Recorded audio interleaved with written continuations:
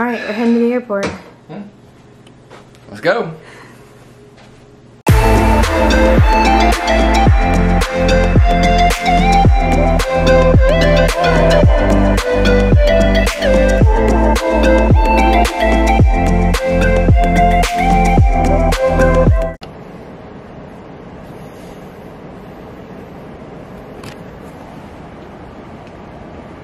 All right.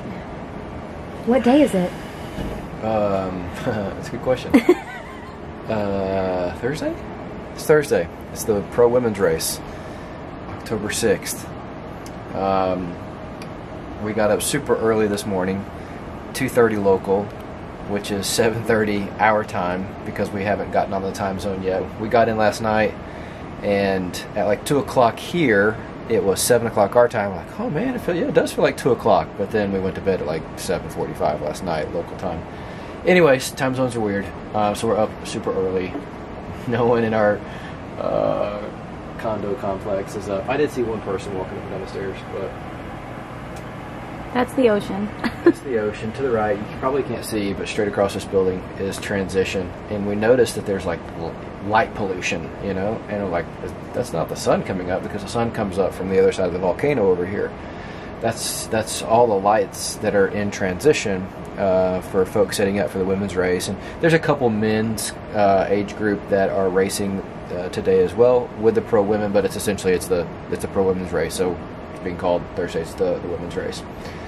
Here in a little while we're going to walk down Ali'i Drive, or we're staying. We got lucky enough to stay on the ocean on Ali'i Drive, which is where part of the course takes place, and Ali'i Drive runs all the way along the coast right into Ironman Village and Transition. We had a super full day of travel yesterday.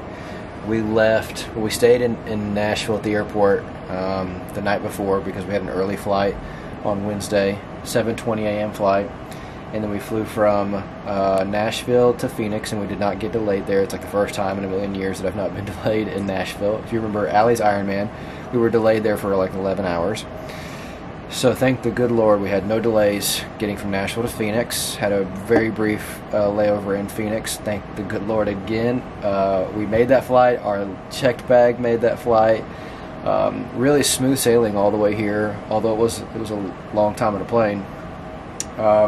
Landed, and all the research that I've done on this race is like, as soon as you like walk off the plane in Hawaii, you're gonna get hit with the humidity, you're gonna hit with the sun, you're gonna get hit with the heat, and a lot of people like freak out to think, oh my God, how am I gonna race in these temperatures and these conditions? And anyways, all the research that I've done has just been telling me, like, when you feel that, just accept it. Just start to ride the wave. Start smiling when you step foot on the island, to be able to make the most of the conditions and prepare yourself the best for the race. So, and we were excited to be off the plane too, you know, and to finally be here after waiting for so long for this race. So we've been having a ton of fun ever since we landed. We rented a four-door Jeep for the time that we're here, although we probably won't drive it much. That's really neat because Allie's wanted a Jeep for a long, long time. This is a good opportunity for us to try one out. And it's a new Jeep that does not have electronic windows or locks. I thought that would be kind of cool, a little retro going back to like high school days, but yeah, unlocking a back door without a without a button to push, that's dumb. That's real dumb. I don't mind the crank window up front, but the crank window in the back, when you don't have somebody sitting in the back, is a little ridiculous. But that's neat. So we drove the rental car down from the airport to where all of this stuff is happening at Ironman Village. We got checked in for the race. We got some swag. Got a couple hats. Got a couple t-shirts. That was neat. Like, everything in the Ironman Village store said Ironman World Championship 2022 and had, like, the island on it, which is just surreal. Oh, talk about the coin, because you have two, and so that's cool. So when you qualify for the Ironman World Championships or the half Ironman World Championships, no, just when you qualify for the Ironman World Championships, you get a medallion, a coin that is like basically your ticket to the race. Okay, and since I qualified for this race back in 2019, my coin says, Ironman World Championship qualifying token, whatever, October whatever 2020, but that race never happened, and that race was canceled and rescheduled 5 times. So that coin is a really special coin for it because it has the date on it for the race that didn't happen. So when I checked in, they're like, here's your qualifier coin. And I heard that they were giving those out for people who qualified during COVID, and during COVID they shipped those to people. Some people didn't get them, whatever. And so I mentioned to Allie, like, oh, well, they just gave me another one because everybody else qualified for this race during COVID. And when I opened it up, it was like, no, this is for this race. This is for the year that they have, or the first year, I guess, that they've had 2 races on the island, October 6th and October 8th. So that's pretty neat to have 2 qualifying coins for 1 qualification. But obviously, you know, the way that this race has panned out because of COVID and the rescheduling and stuff like that has been really, really unique. But that's a neat token. Also, when we checked in, you can imagine, like in all the high school gyms or collegiate gyms that you've been into to see a basketball game or whatever, or even hockey stadiums, they've got banners hanging from the ceiling, and they've got on those banners all the years that they've won divisional championships or national championships or whatever.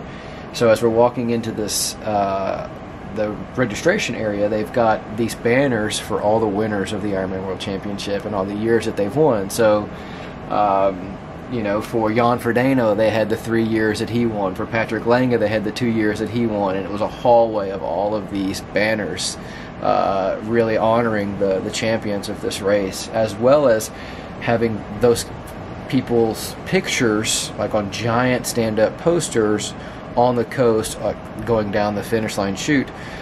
Even Christian Blumenfeld, who won earlier this year in St. George, first time they ever had the Ironman World Championship outside of the island. So yeah, really cool. I mean, they go the extra mile for this. It's such a historic race. It's such an iconic race, and there's almost like too much to see to take it all in. So the plan for today, here before long, certainly before the sun comes up, we're going to hike down to the swim start. I believe the women pro start at 6:20 local, so it's going to be just barely light at that point. And we end up buying VIP passes to be able to watch the race up close, given that there's 2 races worth of people and spectators here this year, so everything's super congested and super crowded, and so we didn't want our one time on the island to be like 50 rows back and not be able to see anything. Also, with Allie being pregnant, we wanted to ensure that she was able to get into some air conditioning and have access to food and drinks and restrooms and the like. So that should get us a little closer to the pros this morning, which is going to be really awesome because we're giant fans of the sport. Allie will also have access to, you know, closer access to the race course on Saturday, hopefully to get some footage of the race, but also get to watch the men's race a little closer. So I've still got to get my bike from Tri-Bike Transport. It was shipped like 6 weeks ago. I don't even remember what the thing looks like anymore. I miss it a ton. So anyways, I've got to get my bike checked out from Tri-Bike Transport. I need to ride it a little bit, work it through the gears, charge the Di2 battery on it. I'm probably going to put a new chain on it. So, you know, we're going to watch the women swim, get out of the water, transition, and as they head out on the bike course, which is a straight out and back up the island, 112 miles, so it should take the women probably 4 hours and some change. So that'll give us some time to check out Ironman Village, to do some things with the bike, start to check some things off the list for my race that's coming up on Saturday. And then we should be able to get back to the women's race to see the leaders come into transition 2, watch them run around town a little bit, and then again they do another out and back towards the energy lab, where it's really, really hot and the sun is really, really intense. And then again with the VIP passes, again, since there's so many people here, it gives us access to be able to sit at the finish line and watch all the records be broken. You know, the talk this year is that this is the 42nd year, I believe, in Kona, and everyone believes that this year all of the course records will be broken. And so to have a not a front row seat, but a near front row seat to witness that is going to be really, really special. And you know, people talk about the magic of this island and the magic of the race. I 100% buy into that at this point. The energy here is yeah, I mean it's a tidal wave size. It's pun intended. Yeah, the ocean was really rough yesterday, which I'm nervous about. I can't wait for the sun to come up so I can see just how much flatter it is in the morning than it was yesterday afternoon, as it was hitting the seawall and like splashing, 15 feet up in the air. Anyways, the magic is certainly real. Everyone here is super fit, super focused, super professional. So I can see where, this level of competition brings out the best in people, and probably how and why so many people blow up on the course. I mean, obviously the conditions are very, very unique. Although I've been trying to figure out this morning, like how the conditions, like as we feel the humidity and the temperature and all this and that, compares to back home. Because in Western Kentucky, like, it's very humid and can be very, very hot in the summertime. I anticipate, like, even me, someone like me who doesn't sweat much and doesn't lose many electrolytes, these are the conditions that are going to pull the electrolytes out of your body. And you've got to find a way to get those in effectively and efficiently all race long. Because I can certainly imagine how your calves, like muscles that you didn't know you had, will cramp on this race because of how hard you're going, because of the competition that's here, but also how much harder you should be going because of the conditions that you're doing that hard racing in. All right, so that was our check-in experience, our travel experience, which went, praise the Lord, I can't believe it, surprisingly smoothly. What a blessing. We also put an air tag in our check bag, so that was kind of comforting too, to look and be like, oh good, it's in Hawaii. If you don't have an air tag in your checked bag, like, you're missing out. It's worth every penny. 100%. They're like $23. Yeah, it's perfect. So yeah, today we're going to do the women's race. But first, before we close this out and start the eventful day today, who are your podium picks for today for the women? Start with third. No, start with fifth. Fifth? Yeah. Oh man, I have to work backwards. Yeah, start with fifth. Oh, I don't know if I can do that. Okay, is your brain not working? Yeah. Okay, first through fifth. I think Daniela Reef is going to win this thing. This will be her 6th Ironman World Championship. She's just too strong. She bikes with the absolute tip top of the men, and I think she'll have a decent swim. I think she'll have a decent run, but I think her bike is going to set her apart. So Daniela Reef is my pick for her 6th Ironman World Championship. Second place. I'm going to say Laura Philipp from Germany. Ooh. That's a game time decision. Lucy Charles, who has come second in this race 3 different times, is a phenomenal swimmer. So she's going to be off the front of the race early and for quite a while. But I think Laura Philipp showed in Ironman Hamburg, almost breaking the Ironman world record, that she's just in tip-top shape, and I think she'll run Lucy down, especially since Lucy has had limited run mileage after suffering a stress fracture in her hip. Third place. I hate that Kat Matthews got hit by a car last week and is out of the race. She would certainly be a podium contender. I'm going to say Anna Haug,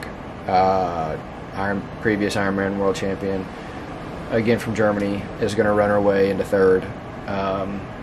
It's hard to bet against Lucy, as strong as she swims, and she's going to have a few good swimmers with her to really establish a strong front pack in Lauren Brandon and Pamela Oliveira, Haley Chura.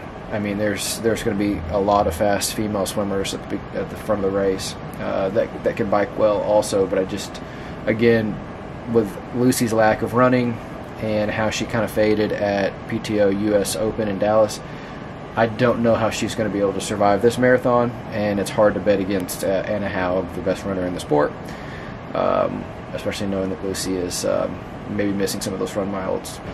I'll put Lucy in fourth, She's going to fade a little bit, but she's not going to fade enough to not be really in the mix here. And then fifth place, man, that's a really tough one. Up between Sarah Crowley and Sky Munch, but I got to go with the American from Idaho, Sky Munch. She's just super gritty, super strong, super consistent, and she's an American. So Sky Munch for 5th place. All right, so now we're heading out to watch the women's pro race. So subscribe to this channel. You do not want to miss out what's coming next. It's going to be a week full of exciting stuff. So hit that bell, notify, like, subscribe, all those things. We're in Hawaii. Don't miss this. Come on.